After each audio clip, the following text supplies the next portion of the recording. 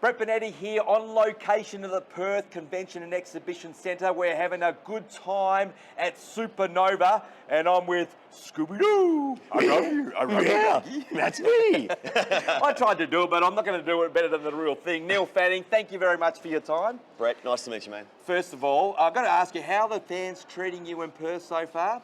They're great, aren't they? Perth fans are the best fans in Australia. Don't tell the others. No, look, a lot of warmth, a lot of love I get from the fans, and everyone is super friendly.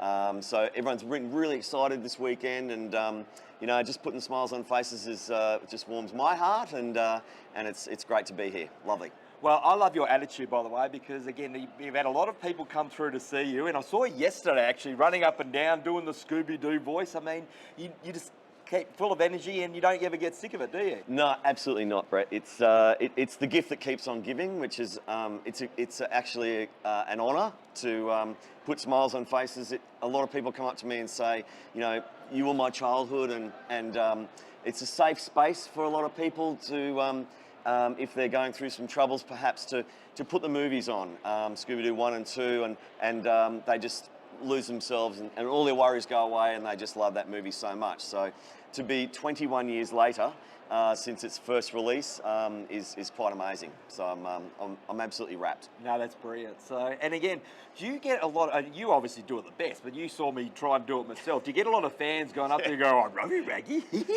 Actually, that's pretty good, I've got to say. I've been doing it for years, though, for my kids. So I grew up with Scooby-Doo, so that's why I always wanted to do that for you, but that's my best. But I mean, mate, again, you got the best right here. Very, very good. I get I get a lot of Shaggies, I get Scoobies, because I've voiced Scrappy-Doo in on set as well.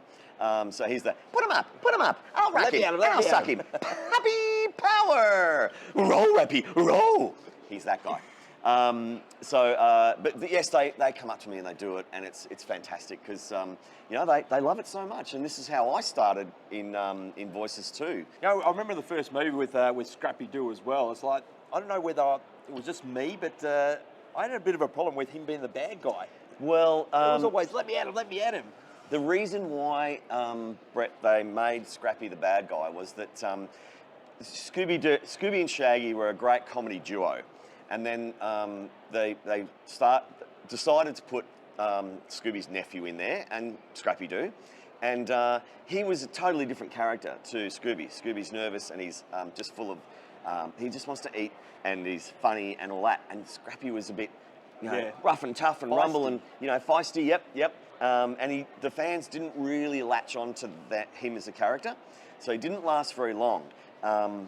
So they made Scrappy the villain, and took him off to the jail in the helicopter because they didn't want to ever see Scrappy again in animation world. So they sort of put that character to bed, you know, if you like. And that was kind of the reasoning, I think, behind why Warner Brothers decided to do that. Yeah. Well, going back years ago, again, I always had a favourite Scooby-Doo cartoon. I want to ask you, what was your favourite?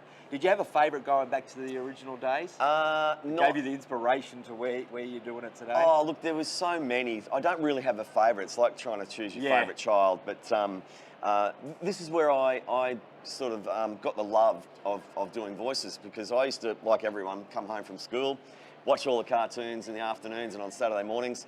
And back then it was all the Hanna-Barbera characters, you know. It was all the, you know, Scooby-Doo and Wacky Races and all those things. Muttley. So Muttley, another favourite. Yep, all those great characters back then, the Hanna-Barberas. And so that's where I sort of got the love for voice acting. And I had a gift for it in the end, and I made people laugh, and I thought, oh, this is cool.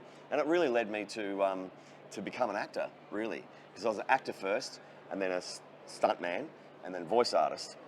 And now I work behind in crew as well. I know you've done so much more other than Scooby-Doo, so it's impressive what you've done. Keeping very busy, and this is why I've just stepped into the Supanova world, Comic-Con world, just recently, because I've been busy. Yeah. Well, again, you're going to be busy. We're going to let you get back to your fans, because I know there's already a line heading up right again. So we've stolen Neil just for a moment, but just tell us what does the future hold for you?